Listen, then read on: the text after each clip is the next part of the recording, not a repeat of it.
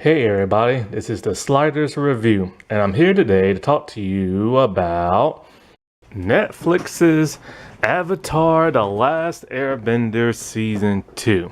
Okay, so if I'm referring to the live action, I'll either say Season 2 or live action. If I'm referring to the original series, then I'll just say original series or book. It's the best way to just not to get confused. So I'll say like season or book. So I've been thinking really hard about what I'm gonna say about this second season. I did not like it. And the thing is, I don't want to sound entirely negative and just bash the show left and right because there have been plenty of YouTubers that have already done it. And not only that, but it becomes repetitive. And it just sounds like a person whining all the time. Also, it's like I've been trying to think of stuff that doesn't sound like everybody else, but it's hard because everybody's coming up to the same consensus and everything. You know? Not only that, but it's like this fandom has now become extremely toxic. And I've already put out a video talking about the first episode of season 2. But not only that, but people bashing people's appearance in this show, which is really pissing me off. This fandom has just become toxic. That's the only way to put it. And not only that, but it's a fandom that doesn't want to embrace change. And what I mean by that, I'm not talking about the live action. I'm referring to also the animated movie that just released and everything. And the trailer for Seven Havens. There are people complaining already about Seven Havens, and Seven Havens hasn't even come out yet. We've just got a trailer, we've gotten pictures in the past, and hardcore Avatar fans are going like berserk because of the simple fact they don't like the art style. Now, I'll admit, the art style is a bit juvenile. It's a downgrade from that of the original series and the Korra series, but it's not that bad. I've seen worse on other franchises and stuff. Like a downgrade from the Marvel Avengers cartoon that came out a while back. I forgot what it was called. But once they started getting like additional seasons, the art style changed and the animation changed. And let's be clear, animation and art style are two completely different things. Art style is the style of the way it looks, and the animation the way it moves. Same thing with Marvel Spider-Man. The animation and art style was horrible. A slight downgrade in animation, I would say, like the newer Ninja Turtle cartoons that keep coming out. But Seven Havens is pretty decent in terms of art style. It just looks like it's made for kids. There's a kid earthbender and everything, and it just feels different from the past. I don't know why they did that. I guess they're trying to market it to kids. But they have to remember, even the older people who are in their 20s, 30s, and 40s love Avatar. I don't know how Korra destroyed the world. And I could care less because I never really particularly liked that series. But I am looking forward to Seven Havens. I personally feel like we should get cartoons based on the past avatars and everything, but this is what the creators wanted to do. We should also get an older series with the original cast of characters, but this is what the creators want to do. But yet there are people complaining. Then there are people complaining about the animated movie, which makes sense because it's good. Don't get me wrong. It's good. It's just way too many flaws. It's simple. It's safe. what is it? Like, we've seen it before. Like, there are reasons to criticize that movie, but there are people just going flat out hating it. And I'm tired of hearing the word slop. And so this is why I'm not gonna go completely scorch earth on the live action series. There's too much hate. You know, I want to consider these actors and actresses like feelings and everything because they're getting dumped on. And it's one thing to criticize if a person was cast wrong for the role based on their performance, not so much on how they look. And that's where these fans are going. And, when it comes to the acting, I am going to be generous and give a fair critique, but I'm not going to sound like a douchebag like most people have. Because one of these stars is still a teenager while the rest are adults and everything. And you got to think about a person's psyche. And if you're going to blame anybody, blame the writers and the creators and stuff. And it's just one of those things that where I'm sick and tired of hearing about the people's appearances. Like there used to be a thing a few years ago called body positivity.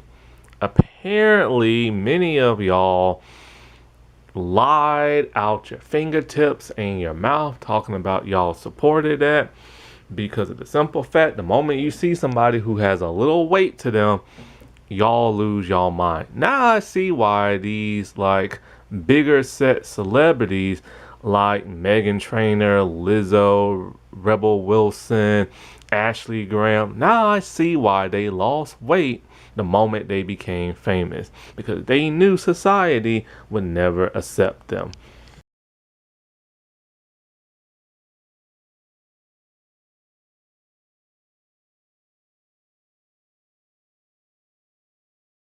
Season 2 is not great. Season 2 is barely good. And I say that not to sound negative by saying it barely feels good, but like, and what I mean is like, it could have been a heck of a lot better. It shouldn't have been this hard to adapt Avatar: The Last Airbender. Like, it really shouldn't. They had everything there. They had the costumes, they had the set pieces, they had the source material, they had the CGI, and for somehow they just seem to fumble it.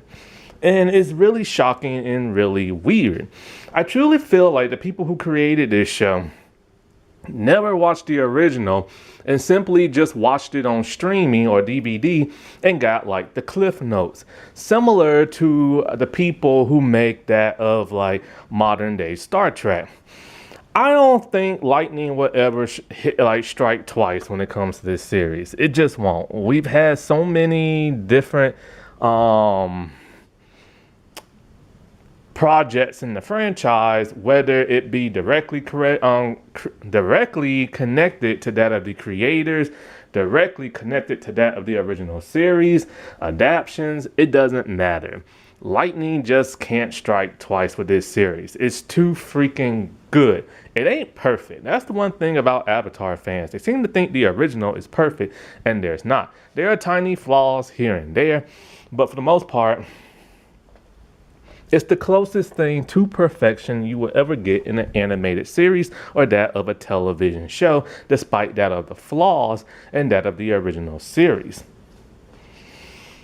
And if you don't know what I'm talking about, I mean things like when Toph is in like a room and clearly there's like a wooden floor and somehow she's able to see.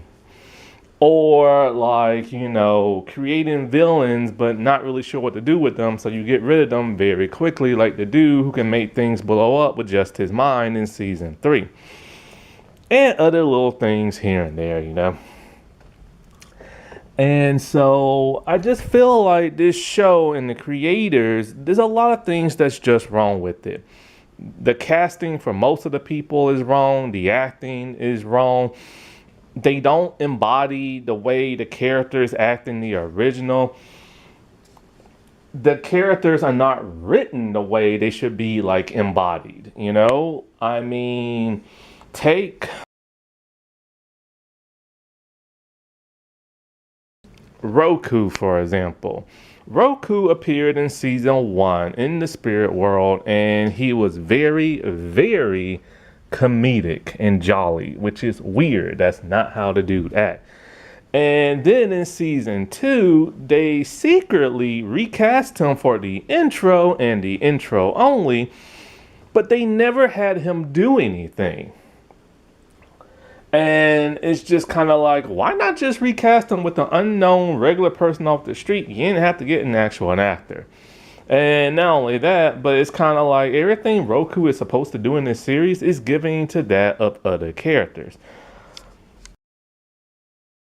So you have characters that don't embody who they are supposed to be in the original. And no, I'm not talking about appearances.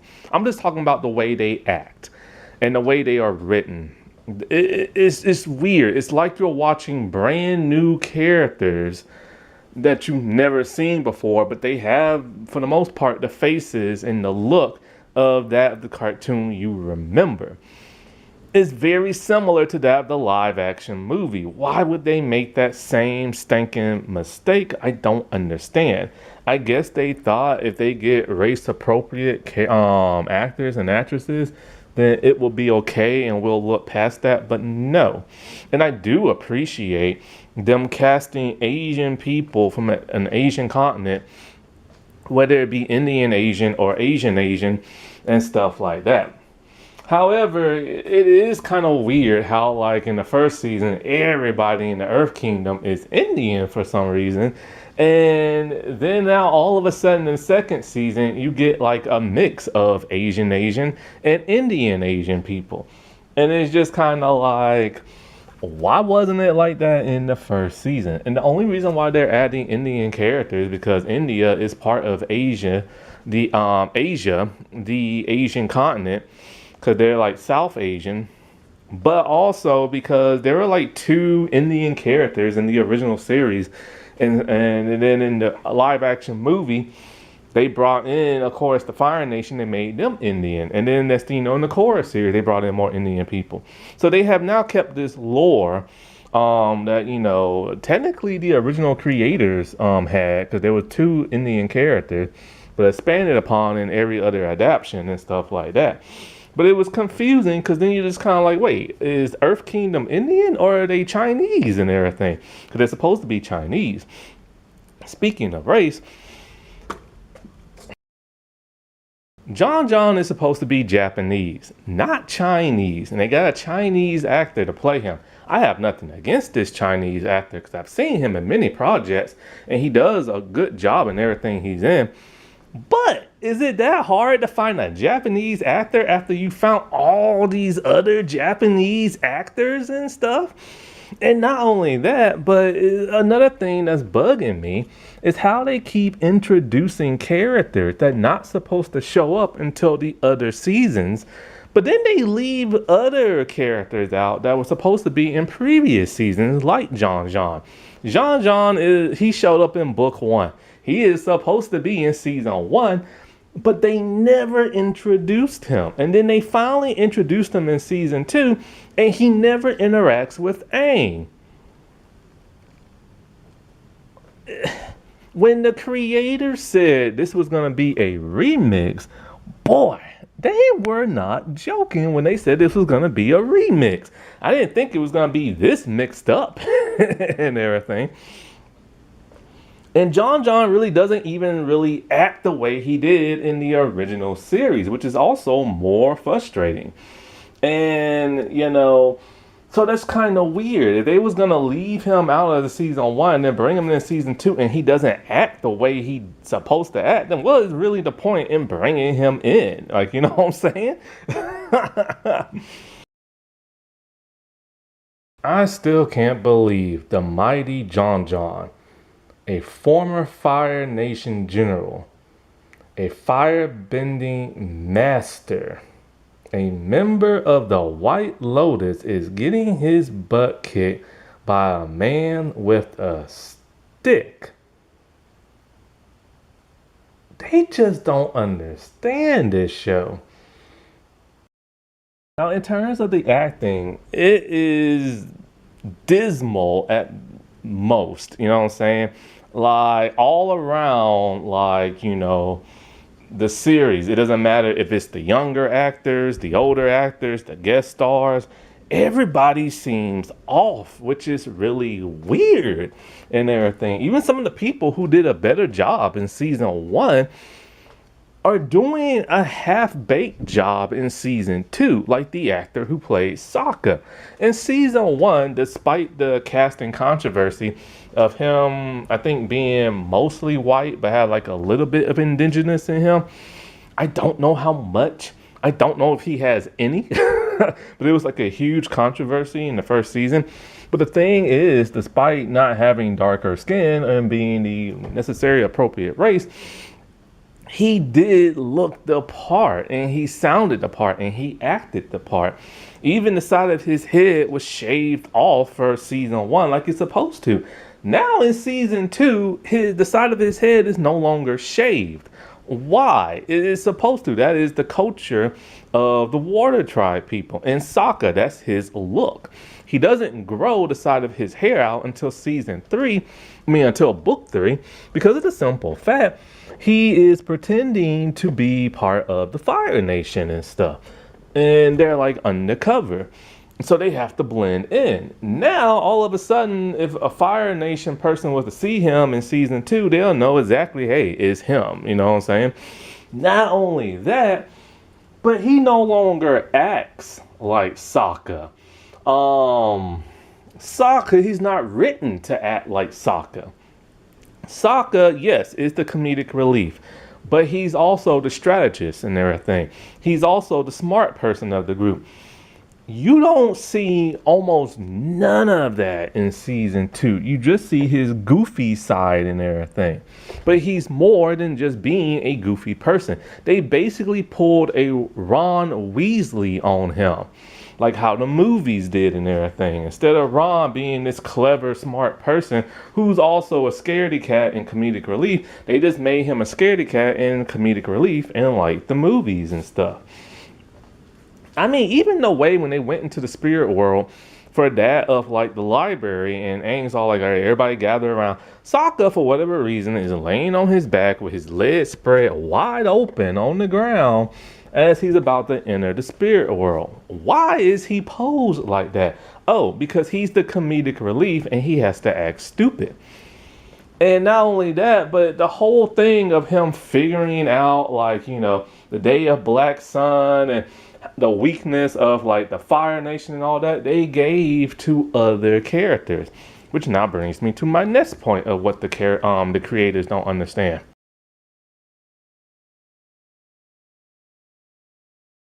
I hate having to start a sentence off like this, but my God, I must, because of the simple fact of all the incels online, all the toxic men online, especially that of YouTube and Twitter, who just hate women for the fact of hating them because they don't want them to have no power, and they want this to go back to a 1950s kind of way of where a man controls a woman and puts her in line and have her slaving away in the kitchen. But I am not like that. If you ever seen my channel, you know I'm not like that. If you ever seen my channel, then you know I'm all for like equality. You know I'm all for strong women. Heck, I even dedicate videos to that of women for Women's History Month, and even when it's not Women's History Month. And I talk about a lot of female television shows because I actually enjoy them. Now, with all that being said, I hate to have to say this, but this show doesn't understand gender balance. I noticed something from the very first episode of this season, but I didn't want to mention it in my review because I was wondering if this was going to persist or if it was just going to be in the first episode. But I noticed something. Season 2 gives the female characters way more to do than the male characters this season. And not only do they give the female characters way more to do, they will even create brand new female characters and give them stuff to do that is similar to what the males did in the original series. Not only that, but actual females that were created for the series, things that guys are supposed to do in book 2 are now giving to all the female characters and stuff. Like Avatar Roku is supposed to tell Aang that if you should never stay in the avatar state while fighting. You know, you have to switch it on and switch it completely off within seconds, because if you die in the avatar state, then the cycle dies and you will never be reincarnated again. And so the avatar cycle will just die out and everything, and he will literally be the last avatar. Now that is given to Yin Chan and everything, the female airbender avatar. And not only that, but like understanding the day of Black Sun, the worst day of, like, you know, of the Fire Nation and everything, Sokka is the one who discovered that. Now Kyoshi, the female earthbender avatar, is the one who tells Toph that, and Toph tells everybody. And I'm just kind of like, you took away one of Sokka's main tributes to that of book 2, and then you gave it to somebody completely different, and two completely different people. Toph's father is the one who mainly treats her like a helpless little girl and everything because she's blind. He is the tyrant of the family. He is the one who, like, you know, puts the bounty on the avatar's head, you know, to get his daughter back, and does all this other bad stuff. Now they've given it to his wife. She's the tyrant. She's the beast. She is the one who makes secret deals with the Fire Nation and builds their vehicles, which never happened in the original series because, you know, Toph's family never got involved with the Fire Nation. Not only that, but Toph's family is, every member of Toph's family in the past had a close connection to that of the Avatar, which is something that never happened in the original series. The only reason why the creators did that is because of the simple fact that since Toph became really good friends with Aang, they decided, hey, let's have all the Avatars be really good friends with all her family members and stuff. And it makes it feel weird, especially now that we know Toph's family is bad and sells weapons and supplies to the enemy and everything. They're a crooked family that is friends with the Avatar.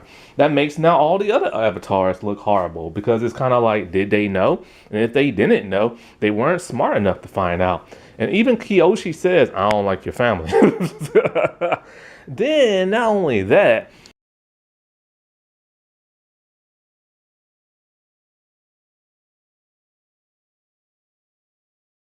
you have this brand new Earth Kingdom lady who is friends with Sal the Mechanist and everything. And she's the one who tells Katara about the Painted Lady. When it's like two Fire Nation members in book 3, one's like an old man. I think it's just the old man. I think the little boy, he was all happy. He's all like, you the one who gave me a fish and everything. But, you know, he's the old man's the one who tells Katara about the Painted Lady and stuff. And now that's been taken away from him since the Painted Lady has now shown up in season 2 when she's not supposed to show up until book 3 and everything. Not only that, but Suki is, well, originally she was in season 2 a heck of a lot more than what she was in book 2. In book 2, she only shows up twice. We see her near the ferry ride, and her and the Kyoshi Warriors are now in different uniforms, and they want to help out with the war because Aang and everybody has inspired them. And so they do the whole Serpent Pass thing, which, is what they do in season 2. Okay, but they do it differently and stuff. Now it's like the Kyoshi Warriors accompanied the refugees. All right, that's fine. I don't mind that change and everything, you know what I'm saying? But like then we see what's her name? Suki. She's with Team Avatar when they're like, confront like Azula and everything, which never happened in book 2. And because that's the whole chase episode.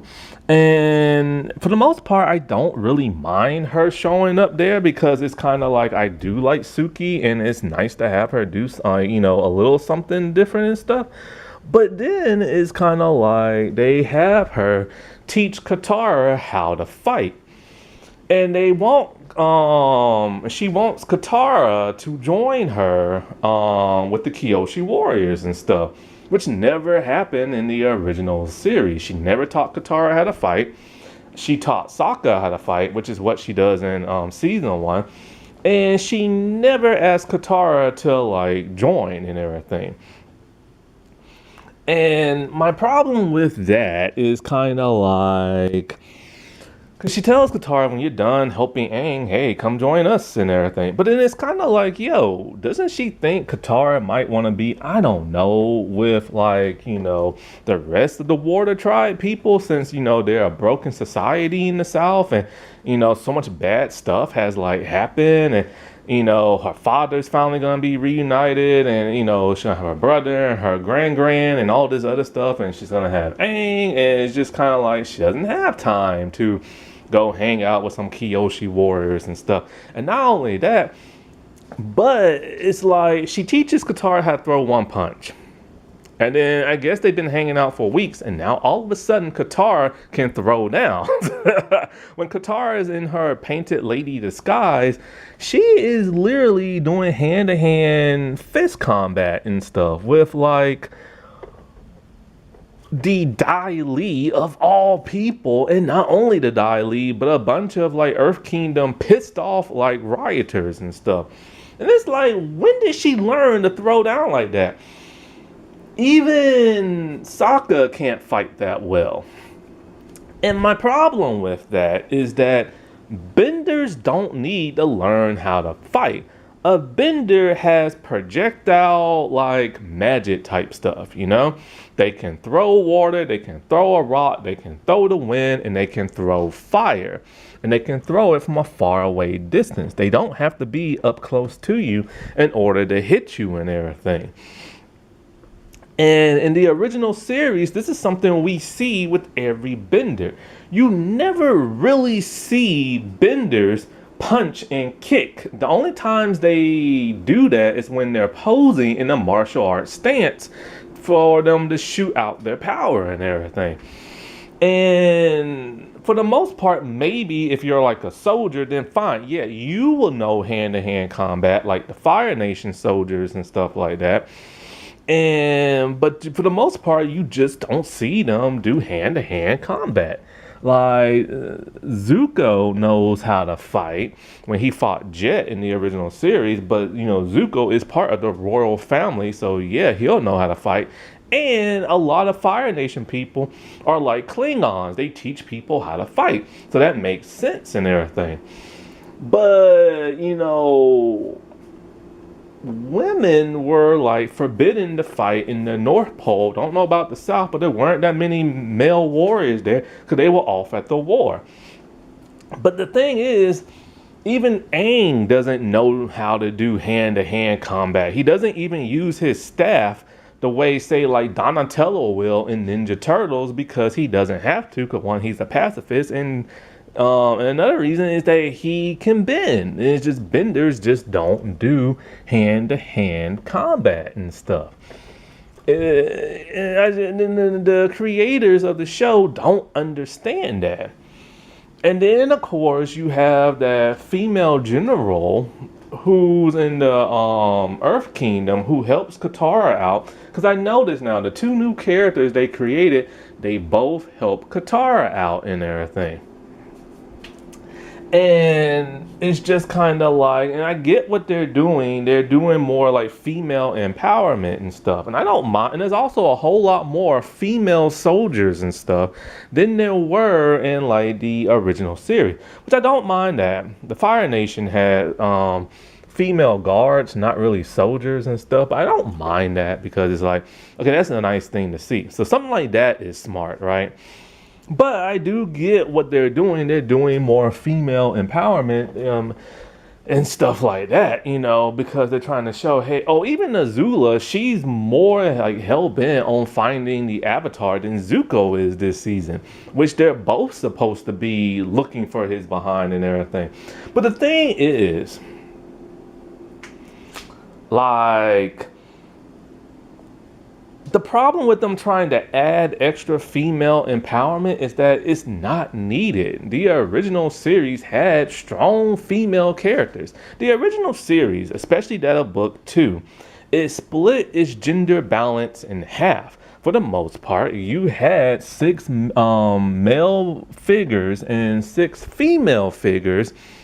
Each have prominent things to do in the show.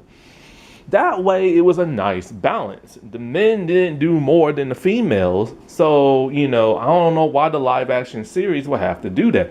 Because when you look at season 2 specifically, all the male characters, they don't really, okay, they do stuff.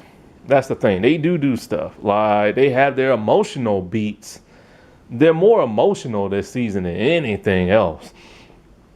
Like, you have Sokka and you have Uncle Iroh. They're both like really, really sad this season. Iroh's upset about being in Ba Sing Se because of what he did many years ago. Like, I don't mind them being emotional, you know what I'm saying? But I have noticed something. Some of the top male characters, like Sokka and Aang and Roku and all them, they don't get much screen time or much to do, especially Aang. Go back all around season 2, every episode, right? How often do you really see Aang in the show, and how often do you really see him do anything or bend anything? He's like barely in his own show, and this is his own show. This show seems to be retitled Aang and Company and Friends. It's like all the other supporting characters and co-stars, they do more stuff than Aang does in a single episode and everything. And of course, in the entirety of the season. This is so bizarre and this is so weird. Like, we do get to see Aang train in earthbending, and I will admit, Toph throwing rocks at him is very funny. Or boulders, I should say. But other than that, you really don't see him learning the earthbend. Only in that montage, really. And then when she baits him, rage baits him at the party and everything, which that was just the stupidest thing I've ever seen. You're at a party, a fancy party. There's soldiers everywhere. And you make one wrong mistake, you're screwed. Because she literally tells them and has to explain to the entire audience, you're being handled and everything. If they see them earthbending and doing all this other dumb stuff, then like they're gonna get pissed and they're probably gonna be like, hey, what are you doing and everything, you know what I'm saying? But yeah, it's like a lot of the male characters barely do anything in this season. Mostly that of Aang and mostly that of Sokka. And if Sokka does do anything, it's only because source material says so and everything. Now, this season is very serious and there isn't that much humor, and there wasn't that much humor in the first season. I do miss the humor, but some of the humor is just not needed. This isn't a kid's show, and that's what fans need to remember. Like, do you not remember that the original series was on Nickelodeon and it was a kid's show? It was a mature kid's show. Yes, it dealt with murders, tragedy, genocide, war, all this other stuff. but it couldn't be dark and gritty 24/7 or better yet 22 minutes, you know what I'm saying? Because of the simple fact it's a kid show. Parents would have complained and censors would have gotten on their butts. So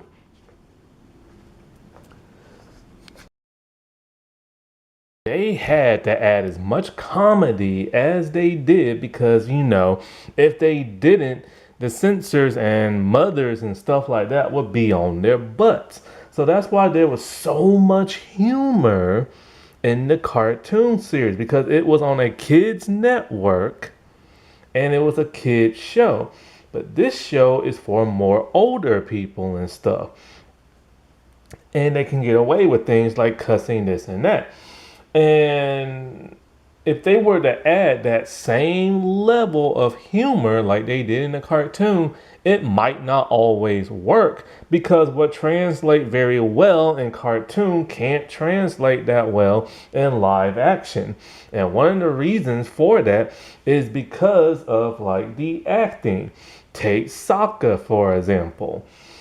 When they did the whole cactus juice thing, which they completely rewrote, instead of him hallucinating out in the hot sun in the desert on cactus juice, instead now it's just an alcoholic drink that they serve at parties, and he's tipsy and everything. And the way the actor conveyed it was horrible.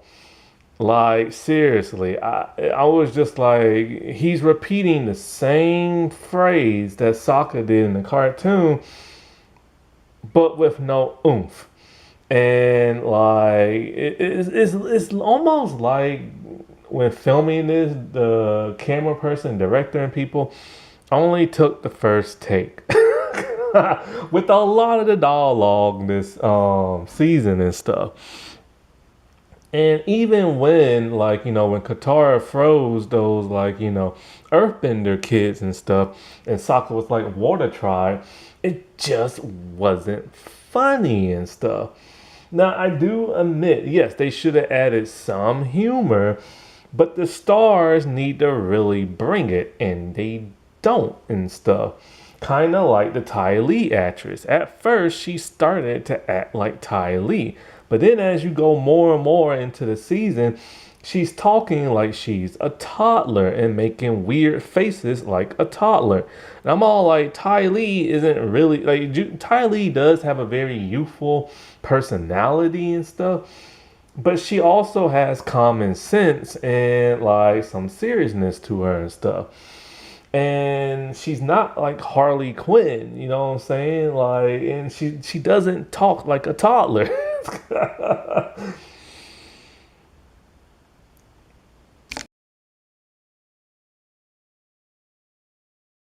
As for like the sorrow and the dread and the guilt and all that, I'm here for that. That wasn't bad at all. These are human characters. This is a realistic type show because it's live action. And people are gonna have the woe is me's and stuff. Yes, I know in the original series. Like Uncle Iroh was more upbeat and everything. Yes, he did a lot of horrible stuff. And he goes about his day like he's a jolly old man who likes to drink tea, but he keeps all that pain inside him. Yes, I get that and everything, but every once in a while, it's nice to see emotion and stuff. Whatever happened to people talking about like watching other shows and other movies and talking about how they have no emotional weight, how they couldn't feel nothing, how the characters are too perfect, how they don't have flaws. Here you go in a nutshell, but like people are complaining about that and stuff. They don't want Iroh upset that he has to go to Boston and say after he murdered so many people there. They don't want Sokka sad over like his moon ex-girlfriend and stuff like that. I say bring it. It gives them depth and everything. This is something people complain about. There's no depth in stuff. Here you go. Now, another problem I had with this show was the budget. Where the heck did it go? Because, like, there was barely any fighting, and throughout the entire season, not particular episodes, but throughout the entire season, they barely bend. And so when it comes to bending, and it comes to action and everything, which that's something that pissed the heck out of me because I love action. That what made the original series so great. And there was a lot of good action in book two. Book two is my all-time favorite of the seasons of the original series. So the fact that they butchered this, season really pisses me off, especially that drill episode. But there's barely any fighting in the show and barely any bending. You get like two major. Well, no, I tell you about it. You got three major action scenes this season. The first episode where they're at the Serpent's Pass, the ending when they're down in the cave and everything. And somewhere in the middle when the blue spirit and that of the painted lady are fighting side by side. Those are really the only major battles that you'll get this season, and a teeny tiny bit of bending here and there. Mostly just water splashing and freezing somebody, or rock throwing or something like that. And it's a shame because this show has so much great action. You know what I'm saying? Not to mention, where the heck did the budget go? I know they made a lot more practical sets. Did the budget go into all of that? What happened to the freaking volume and everything? Appa and Momo are barely in this season, and Appa and Momo look horrible. They look like they're in a video game and stuff. And I wish they would have made animatronics when it came to both Appa and Momo, especially that of Appa. Just create a giant Appa so they can sit on top of. Make them do a couple of facial features, and that's about it. And do the rest with CGI. And as for the bending, I will say the actress who plays Katara does the bending the best. She's the only one who makes the bending look kind of real when she's always moving her hands around and stuff, and she's trying to do the water movements. But I've noticed something. The bending is lacking its martial arts edge. Sometimes you will see it.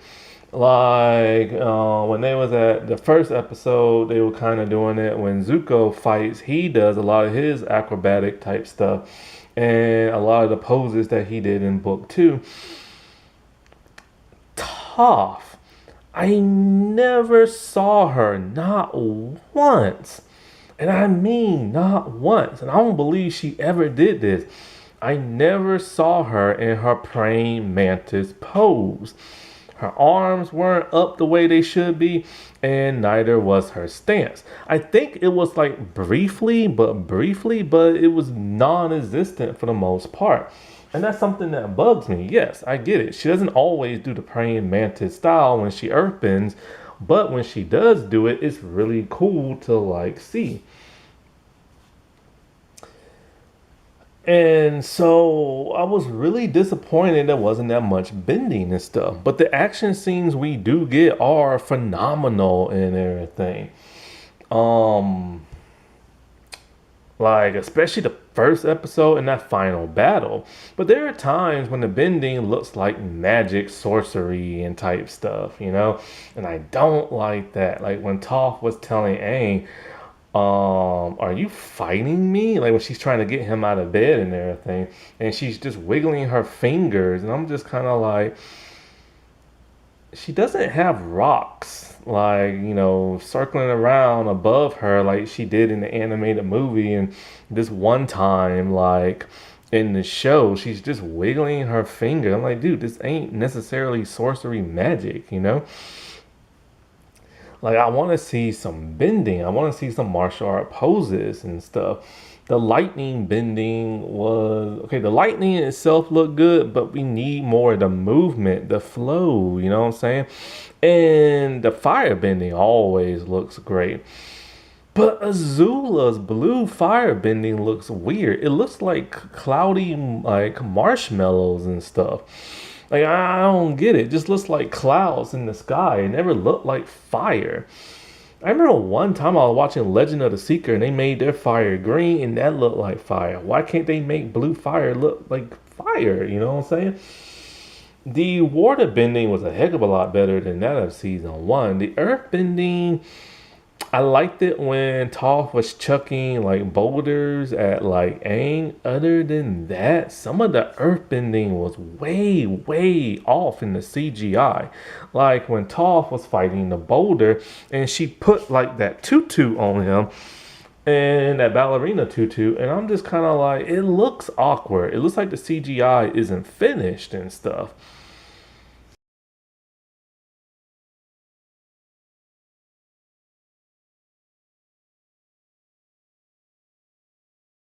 This right here is my all-time favorite scene from book two, and they butchered it in season two. Like, how do you go from this to that? Seriously, it's like, where is the budget? That shouldn't have been hard to CGI. What is this? It's barely anything. And when I say there's a lack of action this season, I'm not kidding. This season was 7 episodes. That's about 7 hours and stuff. The credits at the end. So let's just roughly say 6 hours and a half, I guess. Whatever, you know what I'm saying? There's only 25 minutes worth of action. I'm not joking. I literally went through every episode with my stopwatch, calculated the time. There's only 25 minutes of action that pertains to an actual battle, hand-to-hand combat, or a battle involving bending. Not Toph training Aang, nothing like that. I'm talking about actual action. 25 minutes out of a 6.5 hour, 7 hour show. That is ridiculous. There are some episodes that literally had no fighting whatsoever. And most of the fighting barely had any bending. Action and bending would have really helped this season. It would not made it spectacular, but it would have helped. You know what I'm saying? And the fact they didn't do that is shameful and everything. Like, it's shameful. The dialogue was bad. There was barely any action. The story's all mixed around. Like, there's a reason why people are ranting online about this season. Okay, so acting and everything. Like, I guess I'll do a very quick character bio because I don't want this video to be too long. So I'll go through each character. Aang, because I said before in the first video, you know, the actor is older now, and like for the most part, he does an okay job, but it's like he feels like a moody teenager because he is, but it's weird because only a few months have passed since the first season. So how the heck did he grow up that fast? And Azula literally calls him a child, but he's clearly a teenager. The dialogue doesn't match what we see on screen. It's hard to judge his acting. If he acting like Aang because now he's a teenager and so they try to matured him a little bit more. But even in the first season, he's not really that goofy kid. So it just feels kind of awkward. And then when they do try to make him silly and goofy, it's weird because his voice is crackling and he's going through puberty, you know what I'm saying? But the part where he's all like, run for your life, Momo, when Toph was throwing like boulders at him was pretty funny and everything. I wish they gave him more to do because it's his show, you know what I'm saying? They did try to make him kind of cool, which is weird because that's not really who Aang is unless he's showing off, but they just had him act cool just to act cool, you know what I'm saying? Qatar. So, like, look, I like the actress. I have nothing against the actress, and the actress has amazing fashion sense. But she does need to improve on her acting. there are so many scenes that just felt like so inexperienced.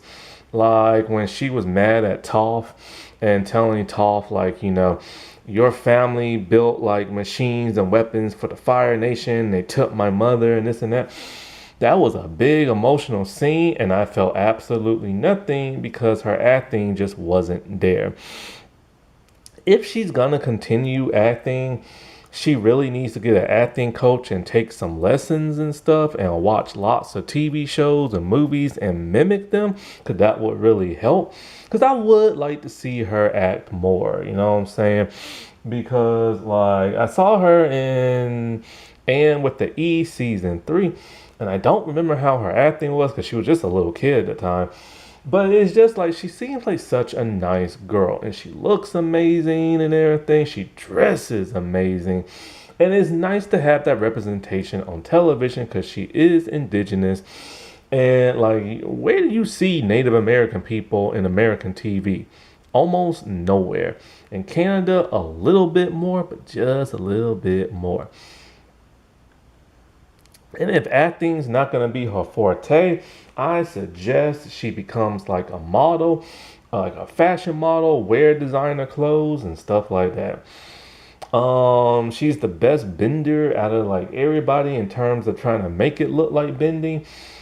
But in terms of like her acting, I do worry because season 3, we know Hama is gonna be in the show because they already cast an actress.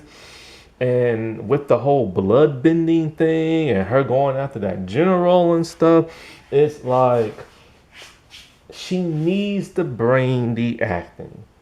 And since they're already filming season 3, because everybody's getting bigger coming, she did this show. She was like 15, 16. Now she's 21 and everything.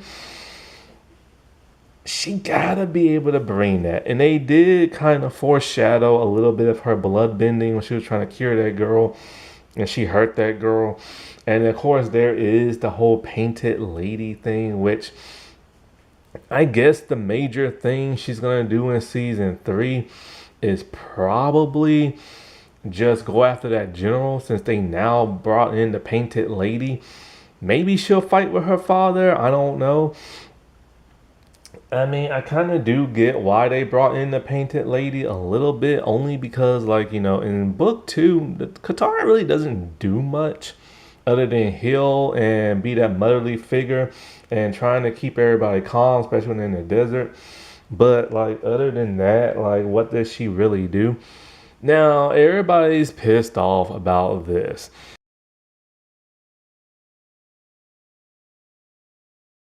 The Blue Spirit and the Painted Lady fighting side by side, Katara and Zuko. I don't have a problem with this. Some people are going like, having like a heart attack over this, talking about it's unnecessary. It's fine. All right, people, it's fine. There are more important things to complain about in this show. This is not one of them. Sokka, what the heck happened to this dude? He was so funny and so much better in season 1, and in season 2, it's almost like he just doesn't care. And he probably doesn't.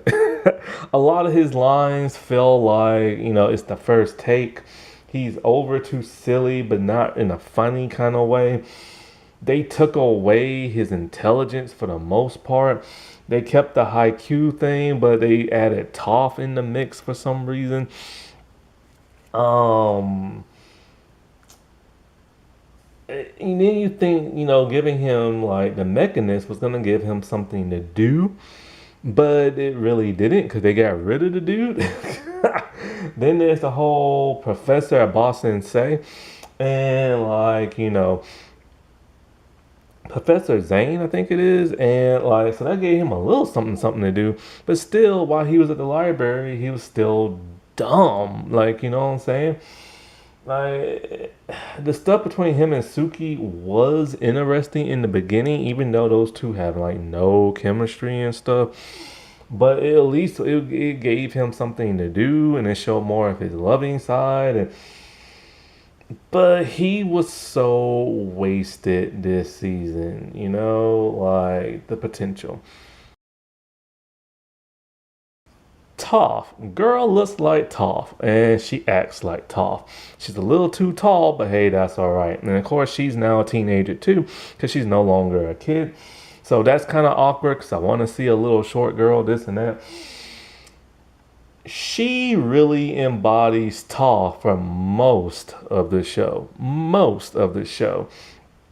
I love the scene when she was in Iroh's, like, tea shop place where he was working at. And it's a wooden floor, so she's taking her time to sit down and find the tea and this and that. And her and Iroh have like a speech. And of course, the speech happens here and not outside because that was part of the chase episode and they took that out. So they put it in this way later in the season. And it was just a nice speech. That's part of the reason why I like episode 5. She has the attitude. She's rude. I love when, like, she just stands there with her head down. She's not saying nothing. She's kind of stumpy looking. That is so Toph. Like, when I see that in this show, I'm like, that is Toph. Toph did that so many times in the, like, book 2, like when they was out in the desert, and some other times. That is Toph. What is not Toph and what really bugs me is the actress did say they was going to make her a little bit more feminine, and I didn't know how far they was going to take it. This version of Toph comes off like an angsty, sassy teenage girl. She's very overly chatty. She's always talking and never shuts up. And whenever she does talk, she's always happy and excited. And like, like, oh my God, like, like it has Braille. I can see this place is cool. And I'm like, why is she using the term cool for? And why is she always so excited? And why is she so chatty? Toph, for the most part, is a very quiet, very still person. She could care less about engaging in conversation with like people she doesn't know because they're like not so much beneath her, but she could care less about them. She only talks when she has something important to say. Like when everybody's acting stupid, she'll get them back in line. Like in book 3, when she's all like, Aang needs a firebender, like, teacher, and nobody else is available, and now we have Zuko, but y'all are shunning him and everything. Like, that's normally when she opens her mouth, or to say something rude and sarcastic, like, not sassy, sarcastic. Now they left out the swamp benders and the swamp and everything, and I'm kind of glad they did because it's just kind of like that would have taken up so much time, but they could have added it because now we find out that Toph is the one that tells Aang everything is connected, which the swamp dude told Aang that and everything. And the problem I have with this is kind of like, okay, if her earthbending causes her to be connected to everything, where she says she can see everything, this and that, it would have been nice if they would have shown us the ants, the tree, that rock. Like every time she's all like, I can see everything. That tree, that rock, even those ants over there and everything. But they didn't show it. You know what I'm saying? That bugs me. Plus, if she is connected to everything, how are people able to surprise her all the time? When that dude knocked on the door, she had no idea who it was. But yet she's met him and talked to him before. In book 2, when Iroh knocked on the door, she knew exactly who it was. She knows who Aang is because of the way he walks. That's why she calls him Twinkle Toes and everything. And it's just kind of like in the Dai ganged up on her, and it's just kind of like how and everything, like how didn't she sense them when they stole Appa and everything.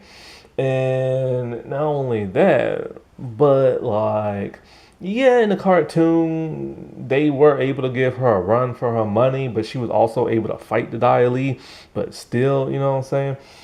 But it's just like, how are people able to get like one up on her and like surprise her and stuff? Her introduction, my God, they butchered that. The fun about book two is that it's this teeny tiny little girl who's whooping all these grown men butt. And you don't see her do that except for one person. And it's a very drawn out fight. Yes, I know. I hate repeating and sounding repetitive. Other people have said the same thing, but it's the honest to God truth. You just sometimes gotta mention some things, you know what I'm saying? And it just took way too long for her to beat the boulder because she's too busy embarrassing him. They didn't have her fight against Aang. Like the fight at the dinner table was kind of weird, especially when Aang's all like, "Oh no, that's okay." She's when she earthbent, like she splashed like liquid on him.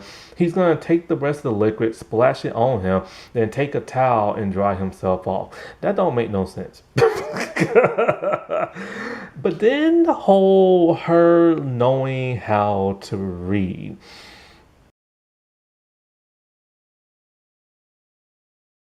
I'm indifferent about this because of the simple fact I'm like, okay, that's kind of cool. She now knows how to read and she can do braille and everything. But the problem is her not knowing how to read is a huge flaw of hers that doesn't make her perfect. Because when you think about Toph, the creators really went out their way to make Toph near perfect and everything. She has a built-in lie detector because of the sonic vibrations that she can feel with her feet. She's the best earthbender there is. She created metal bending. She's not very good at sand bending, but somehow she's still able to do a little bit this and that, and then more so in book three, just out of nowhere. I hated that. I hated that. I hated that. And like even though she's blind, she can see. She doesn't need nobody's help. And she's really tough. The only bad thing about her is she has the horrible people skills and everything because she's so rude and stuff like that. But she does become a better person in book three, but then becomes a grouch and a horrible mother in the Korra series. But for the most part, they made her near perfect and everything.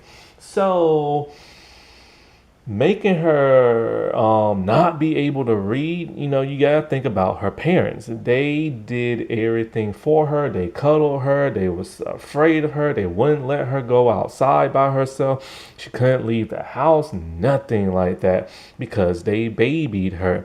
That's part of her story arc. So them denying her how to read was a huge thing, and it gave her a flaw, and it also made for some comedic beats and everything.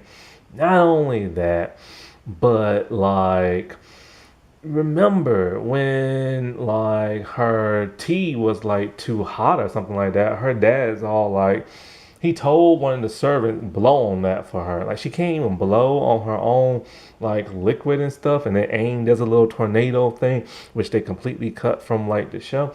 So while I do think it's cool they gave her the ability to do braille and read, it does take away from that fatal flaw that she has. She needs flaws and everything. Not only that, but she's a little too emotional, especially during like that argument scene and everything. And she's just really, really chatty and stuff. But then there's the one thing a lot of people also hate.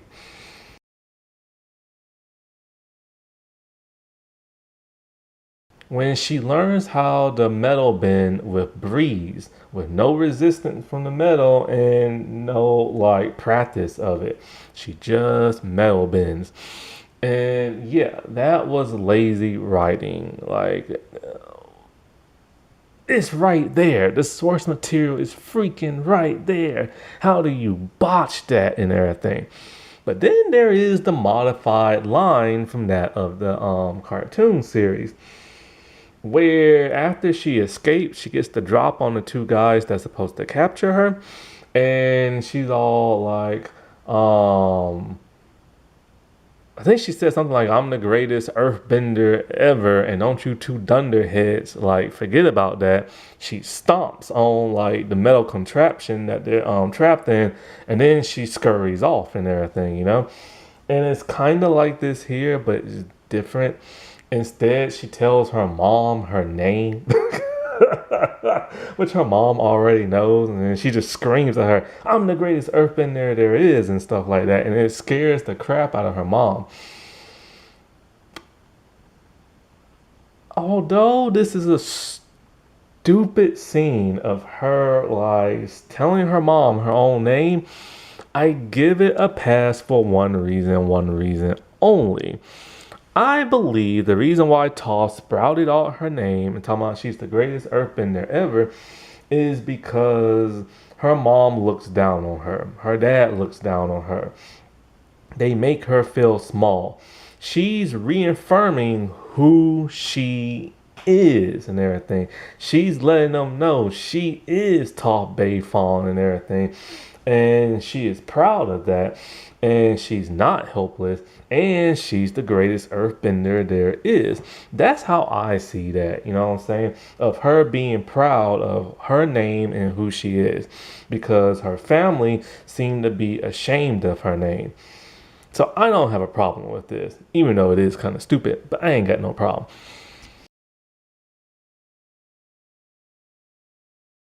Also, this argument right here, a lot of fans have said they don't like this. It comes out of complete nowhere. Y'all gotta remember how the creators did this show.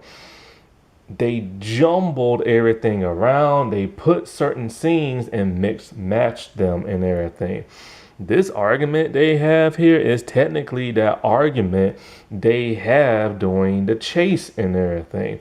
It's just completely reworded and everything. So I don't have a problem with this.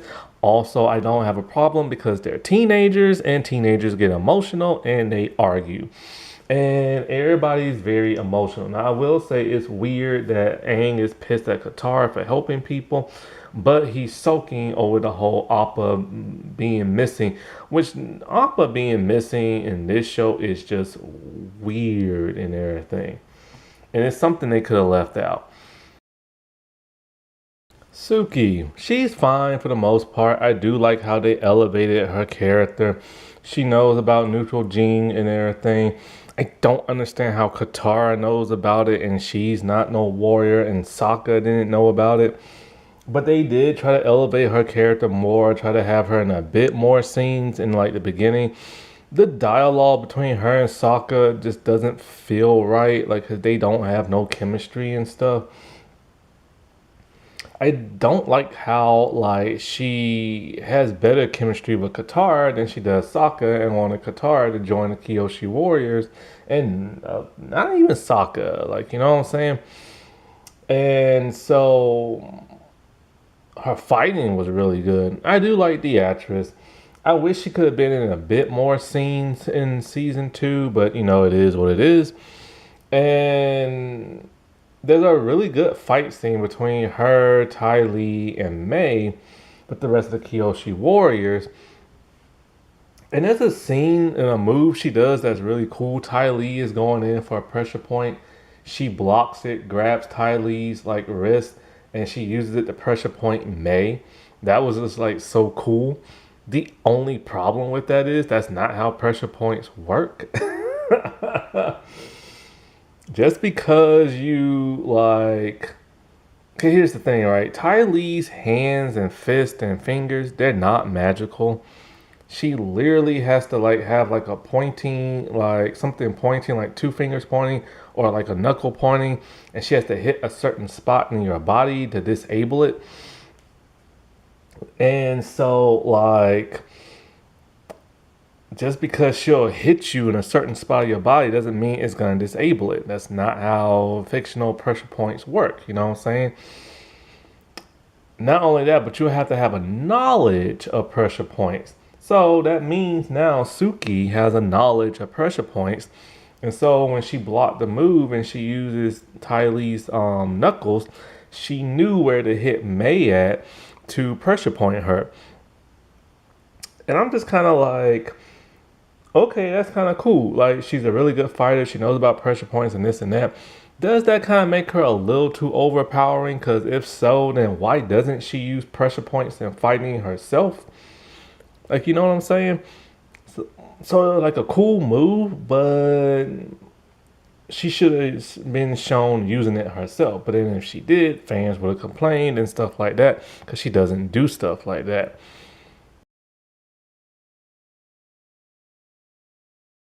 Long Fang ain't fanging nobody. Like, he doesn't even have his ponytail, which I always wonder is that's why they call him Long Fang, because the ponytail is so long like a fang. Now I know back in the olden days they used to have ponytails like this and stuff, but this is not Long Fang. He's only Long Fang in name only. Him giving treats to like everybody that comes to Boston say he's not really a threat. The Earth King has invited you, the late Lao guy thing has been completely done wrong. It's like they only put it there because source material said so. The professor is a snitch. I can't believe they wrote him like that, and I'm glad he got eight. Like, I'm just so shocked and surprised. Even in the original series, he was willing to help them, like deceive, like the owl and everything, even though he knew the rules, and he's literally sacrificed his own life just to stay there and learn knowledge. And of course, we know what happens to him. He becomes like a skeleton and everything like that. He dies there. But it was more emotional. Like, even though he died, and you don't really feel bad for him dying because he died the way he wanted to live, reading knowledge. Now he just got eight. I don't know what the heck they did with Jet this season, man. They had him being selfish and petty and only thinking about himself and not wanting to help the people on the boat, steal the food and give it to them. And how the heck is he supposed to know where the dimensional barrier is between the spirit world and the human world only because he lives in the lower range? And what the heck happened to his team? Did they die off screen? Did I miss an episode or something like that? And I'm just kind of like, man, I don't know. And then him, like, not fighting Zuko and not being brainwashed and having that redeeming arc at the end, that was just so wasted and stuff. And what is up with people dying in the spirit world and then your physical body just disappears like Star Wars style, like the Force style? Like, it just disappears out of nowhere. That's so weird. This ain't Star Wars. Boomy is still all wrong in this series. He's still grumpy and everything. They show that Omashu has been conquered and everything and that he surrendered without a fight. But instead of having him in like a metal, like tomb, like coffin type thing, they have him in a lavish room, a room inside a building made of like stone. And like he could literally earthbend himself on out of that room, but he doesn't because he must feel everything to feel nothing and master that of neutral gene. And like they butchered this entire scene, man. Like, Boomy didn't want his people to get hurt. That's why he surrendered. Then they locked him in a device where he couldn't like earthbend, but he actually could with like his nose and face and everything. But like, he just wanted to make sure his people was safe. And he was just waiting for like a moment to like break free and take his like, kingdom back and everything. Here is just kind of like what's stopping him? Nothing. There's Earth all around him. Plus, in the original cartoon series, they just had to come up with an excuse for him not to teach Aang and have Toph teach Aang and everything. Because it never made sense why he stayed in that contraption for all those months. Like, you know what I'm saying? But like I said before, the original series just isn't perfect. It's close to being perfect, but it's not true perfection. There's flaws and stuff. Oh, and also I wanted to make a little bit of a correction. Like I said, that this one character is like completely made up for the new show. I just now realized, I've been thinking in my head, like, okay, she's a general, she's female, there were no female generals, but why does the name sound so familiar? So then I looked it up on the internet. They gender bent this character. So yeah, in the book 2 and everything, this was the general on top of the wall trying to stop the drill. Now the drill episode got completely non-existent in this show, and that pisses me off. And so like, but yeah, this is who that character should have been and everything. And they changed this character completely. In the cartoon, he's an imbecile. In the show, she's more confident, and she's helping Team Avatar, but mostly helping Katara out. Until like she has to turn on them and lie to the Earth King because the Earth King wanted to invited her to Lake Laogai and everything, which they completely messed that up. And so yeah. And so, like, they gave this new general more stuff to do, but, honestly, they could have just omitted her out and just gave some of her talking points to, like, Long Feng. Because, her saying, hey, there is no war in Boston, say, or whatever.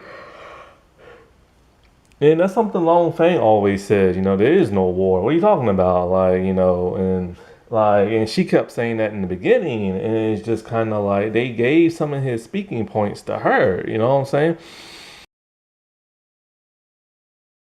They made Ozai into a punk. They just made this dude into a punk. Plain and simple. I forgive my son, and I want my son here, and go get my son. And I'm just like, what? This ain't Ozai. You expect me to believe this dude supposed to be really evil in season 3, and he's nice in season 2? I hate how they changed the whole Zuko's mother thing. That really bugs me and everything because of the simple fact it's her that gives Zuko the nickname Zuzu. So now when Azula calls him that, it's more of a loving thing instead of an insult.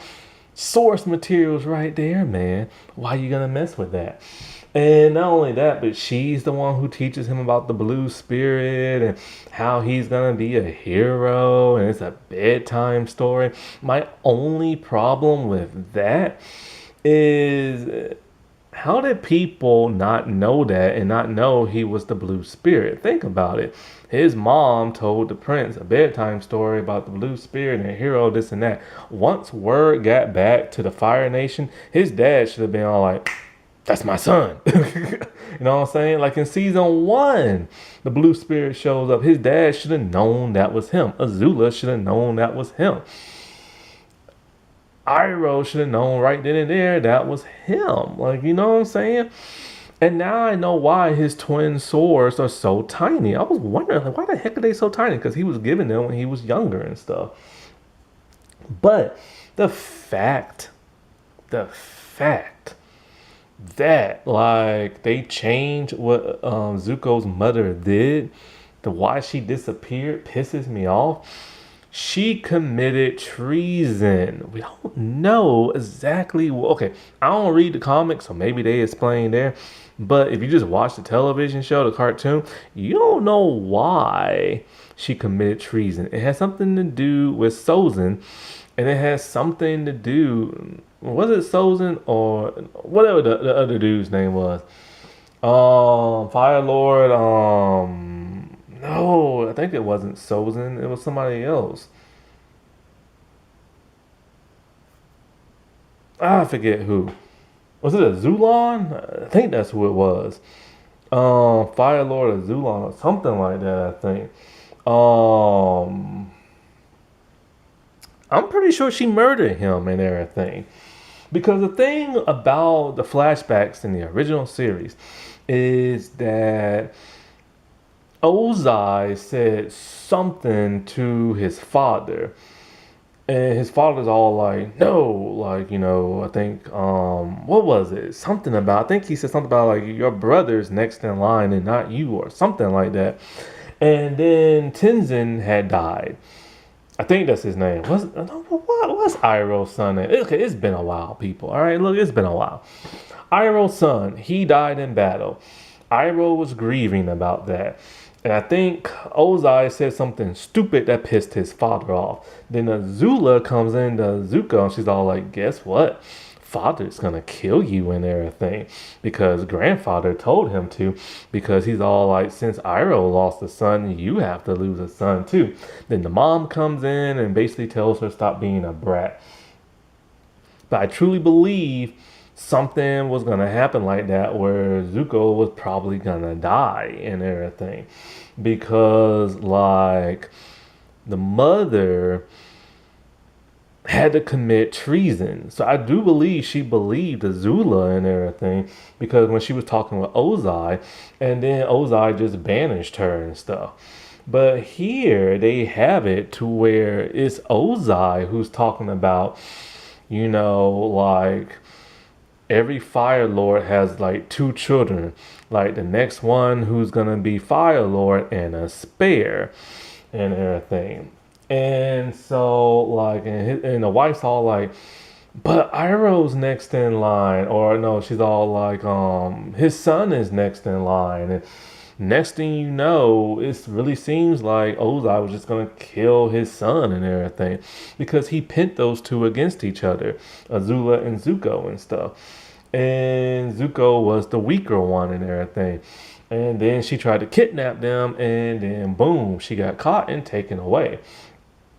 It does ruin the fact that Azula doesn't think her mom just straight up hated her, because that's what she really thought in the original series, and then abandoned her and stuff. But here we see Azula loved her mom when she was younger and crying over her and stuff, and it just ruins it. And I've been talking about 4 or 5 minutes. I mean, get to somebody else.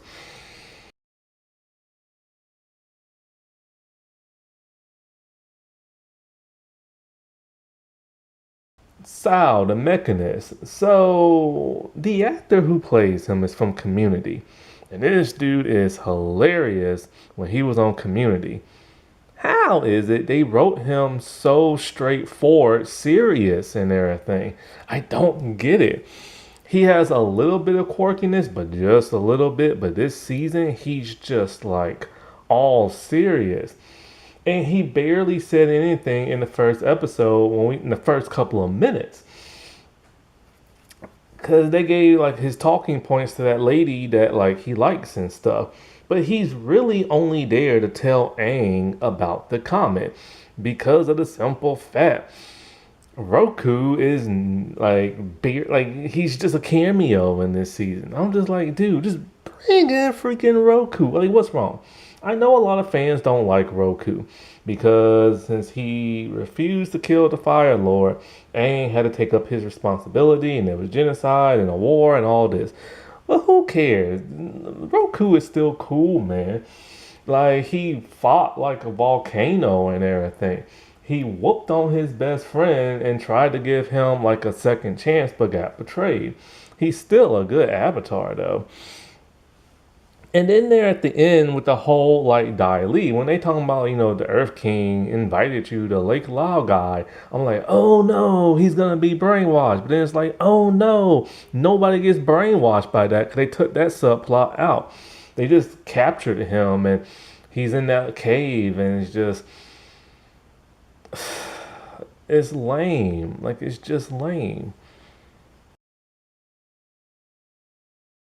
Iroh. My only problems with Iroh and like the actor is like he's not a founding member of the White Lotus. Why the heck not? Why? Why? Why?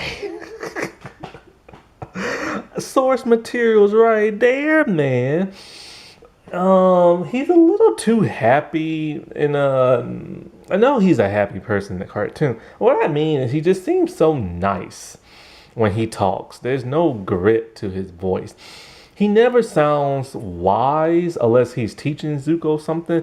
But for the most part, he's always teaching Zuko something. But he never sounds wise. The only time he did is when he taught Zuko lightning. Oh no, he talking about the four nations and stuff, but this just came completely out of nowhere. I do like how he has sorrow and grief. He's human. You gotta humanize them. You know what I'm saying? I just wish he had more greediness to his voice, like Mako did. Because it never sounds like he's giving words of wisdom and stuff. He's rarely ever angry. I do feel like him and Zuko's storyline really got rushed when they was already on the farm and stuff like that. I feel like with Zuko, his redeeming arc is pointless because of the simple fact the build up was just him being nice already. This version of Zuko basically just gives up. Like that's all it is. He's on the farm, he's angry about the farm. You don't really see his anger about being a peasant. He like in the cartoon, he hates the idea of being poor. He wants his honor back. He wants to capture the avatar, which you never hear him talk about honor or like capturing the avatar no more. And I don't even think he ever talked about his honor. I'll get to that line much later. And it just feels like he's just giving up. And so he's just going to live out a normal life. He had two love interests this season. One should never been his love interest because in the cartoon series, I'm pretty sure that was the mom, but now they made her into the sister. And he's too nice too soon. Like, you know what I'm saying? His journey he went on doesn't feel earned. It also just doesn't make a lot of sense. It just, he went on it only because source material said so. You know what I'm saying? He's not really that angry and he should be flaming mad. Like, he should have been screaming into the clouds. Like when they took out the whole part when he's trying to lightning bend and it just burst in his face and he's like, you know, outside storming, the rain's coming down his eyes. You don't know if he's crying or it's the rain. He's screaming and everything. And he's just angry and everything. You just don't get that. And then him deciding not to kill Aang, it's just kind of like whatever. It's only like because they didn't have the money to CGI Appa and everything. Source material's right there. And don't even get me started on him stealing from that pregnant lady. Oh, but he gave the rattle back at the end. I don't care. I don't care. I don't care. I don't care. Him and Azula, do they really even feel like adversaries this season? Not really. Whatever.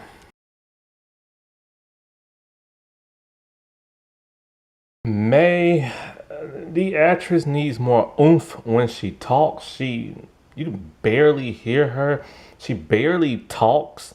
Like they gave all her sass to that of Toph, and May is supposed to be very sassy and everything and blunt. And the actress is not really bringing it. Now, I'm cool with her appearance, and I wish everybody would stop talking about her weight. Um, she really needs to bring it in terms of acting because there's a big scene in season 3 at the beach episode, and she needs to bring it. Ty Lee was fine in the beginning, but then towards like the end of the season, they just have her acting dopey and talking like a toddler. Other than that, I ain't got no problems. She needs to be a little bit more zany and more chatty and flirty. She doesn't flirt at all, so it's like whatever. And she needs to flip around a lot more. Azula. Where do I begin? First things first, I don't care about her appearance. She looks fine. However, it's the way she acts. At first I said I was digging it how she talks. She talks like she's smug with her chin always up and her nose always up in the air looking down at people. very like smug like and privileged like. That's totally fine. I like that. I like that she brought that type of energy to the show. The only problem is that's the only energy she brought to the show, and she's like that for the entirety of the series, so it makes everything she says feel uninteresting and boring, and it weighs the show down. She should have been more manic. She should have been more cold hearted. She should have been more like calculated in everything. And it just never feels that way. Her fighting needed to be a heck of a lot better than what it was, especially her bending and stuff. I don't know why they wrote her the way they did. They just made her wanting to murder Zuko and everything rather than capture the Avatar because she wants to one up him. That's how it was in the original series and stuff. I do like how they grew her nails out this time. That's nice. I'm mad she didn't wear the green outfit in the final battle. I don't like that dress they had her in the entire time. I mean, it's nice, but I want to see her in her traditional outfit. Um, she doesn't feel all that like menacing and everything in terms of taking power by a verbal argument. Like when she was able to read that of like, Long Fang, the things she said didn't make no sense, but because source material demanded it, and that's why it was in there. I don't mind her killing people like left and right because she's a Zula and they can't show that in the animated series because it's a cartoon for crying out loud, people. So I'm glad they showed this because if she could kill in the animated series, trust me, she'll be killing people left and right. I just wish they would write her more like a Zula because she got some major stuff to do towards the middle and end of season 3, and she really needs to bring it.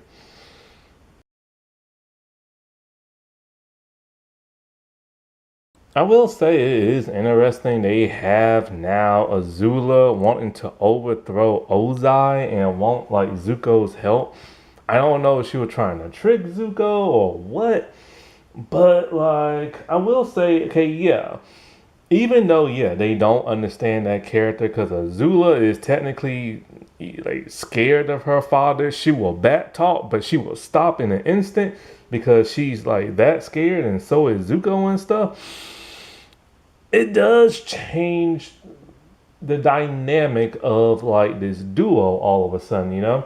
So I can accept this if it actually goes somewhere important. But here's the thing. It has to be Aang squaring off against Ozai in the finale. I don't want to see him squaring off against Azula and everything because she overthrew her father. If they were going to completely redo it and do that, okay, fine, whatever. But that would just like piss too many people off. Okay, my last complaint for this season, I don't know if I'm gonna split it into two different categories. I might combine them because they kind of go hand in hand, and that's the adaptation itself and just stupid stuff that happens because source material demands it, but doesn't make no sense for the flow of the show or dialogue and everything. Um, this was a weird adaptation. This was a true remix. Like I said before, they cut it up, put it in a blender, spread it all out, mixed it around, and tried to put the puzzle pieces together the way they wanted to put it together. And it didn't work. It was an interesting experiment. It just did not work.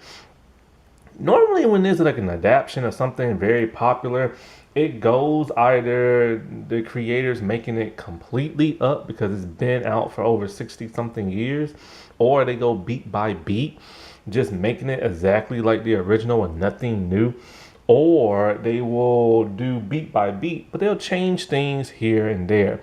This is the first time I've ever seen an adaptation that just mixes everything around. And it's frustrating. And it's frustrating because it messes with people's head canon. See, you can take something like Batman's origin story, say like from The Dark Knight Returns, right? No. Batman Year One. That's it. Batman Year One. Where you take the origin of him running from the police and everything, trying to escape them.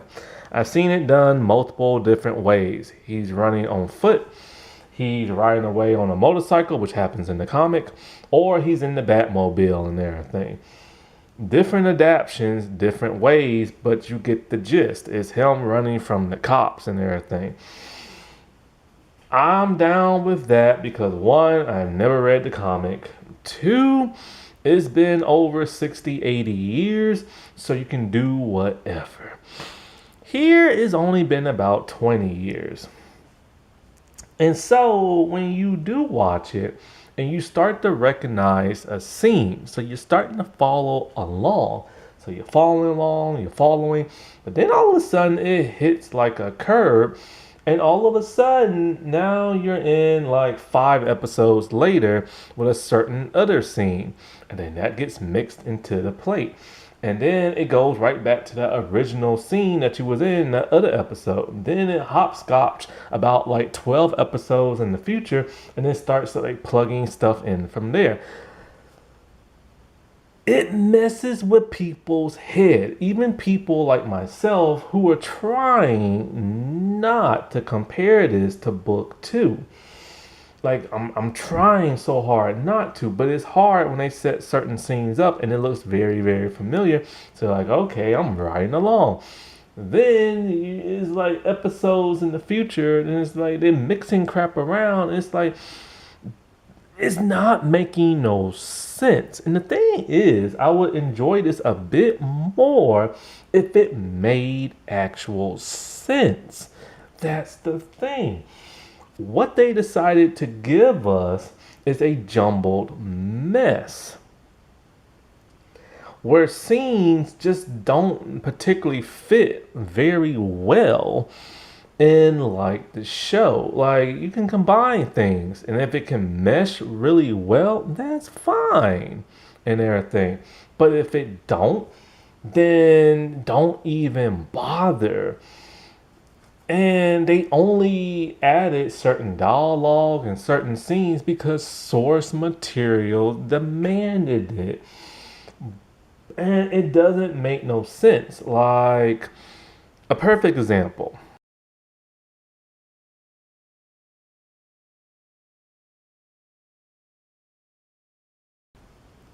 During the chase in Book 2, Azula finds large clumps of Appa's fur. He has been shedding. And it's a big plot. And the kids been up all night. And they all like, they're tracking us because Appa's shedding. So what do? They make 2 fake trails and everything. No, they make 1 fake trail. Or they make a fake trail. But there's another trail someplace else. One trail is like very light, and the other trail is very, very like clumpy and everything. Azula is literally on the ground testing out both trails and seeing, the density of like the fur.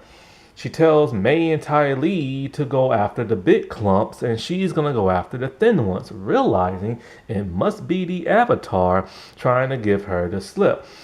And so that shows her intelligence in like book 2. In the show, however, they're moping around on foot. Also, how the heck are these 3 girls able to get all over the world on foot? Because they don't have the budget to show the animals, and they don't have the budget to show the vehicles. Anyway, so they do the whole hair scene, right? But they added something else. They added Appa's footprints.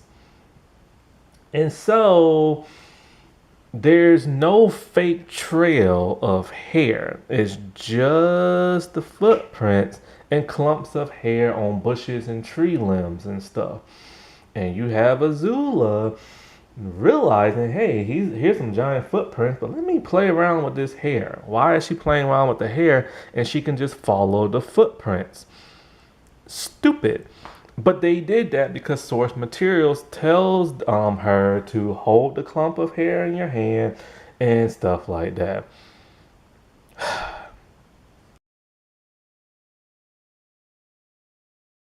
Another scene is the serpent pass, which is supposed to happen much later in the series, but it happens very quickly in the first episode. And so the reason why they have to go to the serpent's pass in the original series is because Appa is missing. He got kidnapped. Aang is distraught. He doesn't want to help nobody out, but he has to help these people.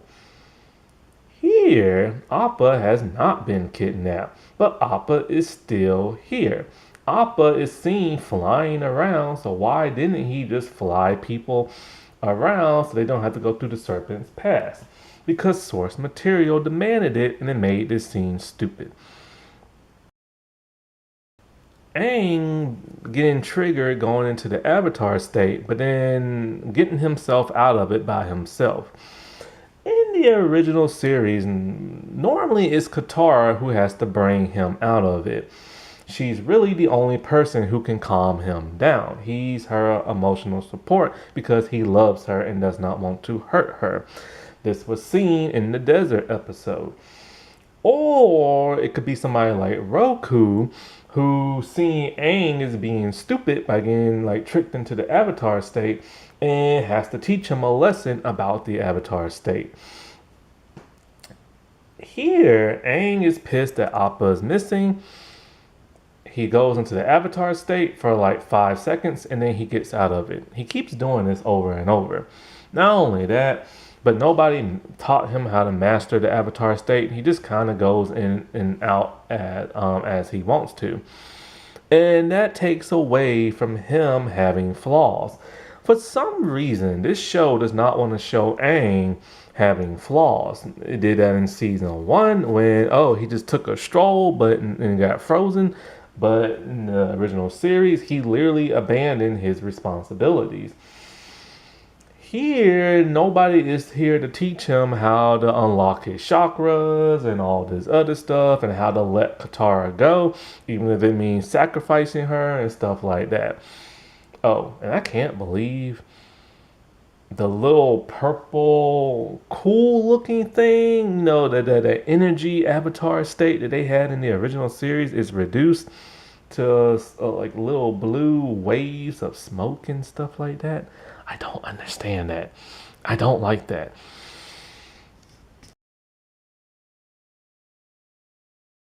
They made Wan T. Sean, whatever his name is stupid. In the original series, he knows that the humans are gonna lie to him, but he pretends, that he's unaware of it and just lets them stroll around because he wants to prove them right so that he can trap them there. He hates humans because of what Admiral Zhao did. Here, he's just dumb. Here, he's just gullible and lets them roam around, and it's the professor that has to warn him that they tricked him. When in the original series, when they found out about the Black Sun, he shows up behind them like, ha, I knew it.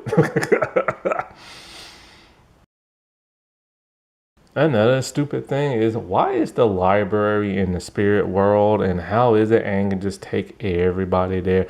Because, there's a place that's weak and they can travel there. And why? Why? And not only that, but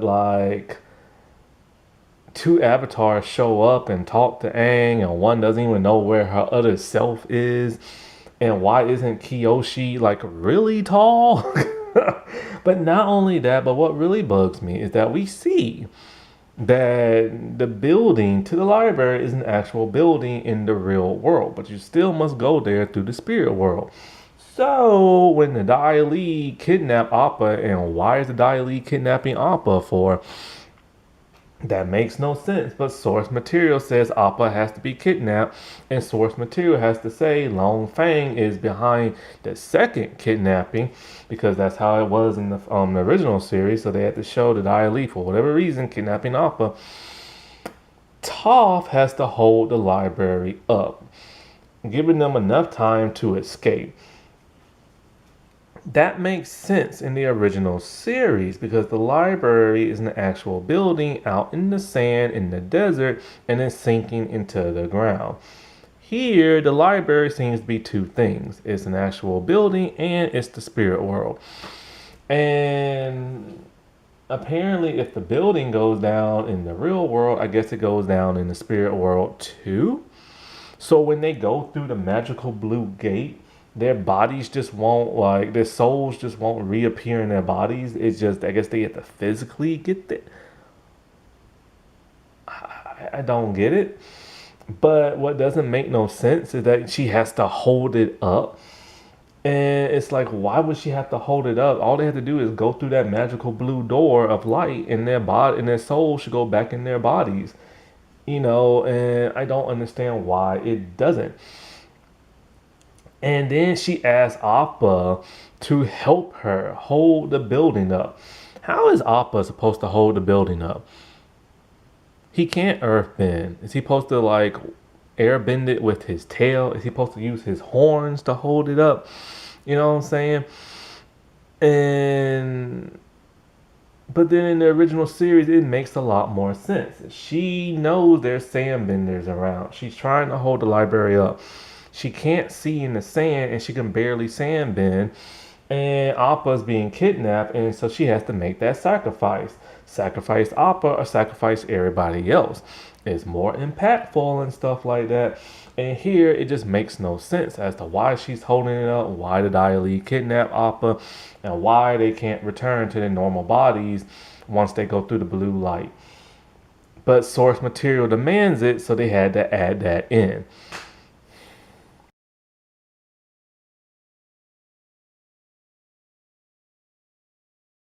No, seriously, like, why is Kiyoshi so short? Like, do they not know of any Hollywood trickery to make somebody look taller? Put them on a box, put them on stilts. Like, come on, man. She shouldn't be around the same height as Toph. Azula putting her hand over her eye and basically telling like Zuko, like, oh Aang, you don't recognize me? I must like capture the avatar and restore my honor. And Zuko's all like, I never said that. And that's because in the show, he never does say that. But in the cartoon, he says that a lot. But source material demands it, so they had to do that. Not only that, but her being all like, Zuzu, he's a child, and this is the avatar, and you couldn't capture him? But he's clearly a teenager. Why call a teenager a child? Because source material demanded it, and it is stupid. It makes no sense. If they would have made more sense, then I would be a little bit more okay with that. But they do these weird things and say these weird things when it doesn't flow with that of their story, like how Aang found Appa. Aang is just moping around, he's laying on the ground, and then all of a sudden, for whatever reason, he remembers what Boomy told him. I had to feel everything to feel nothing, which don't make no sense, by the way. And so all of a sudden, he can hear Appa underground, right below him. That is the biggest plot armor I've ever seen. But how did he hear Appa? Did he hear him? Did he have to feel everything, not to feel nothing? What does that mean? Is he using finally his neutral gene or whatever? And it's like he's not using sonic vibration. It was the laziest way of him finding Appa. Appa's literally below him underground.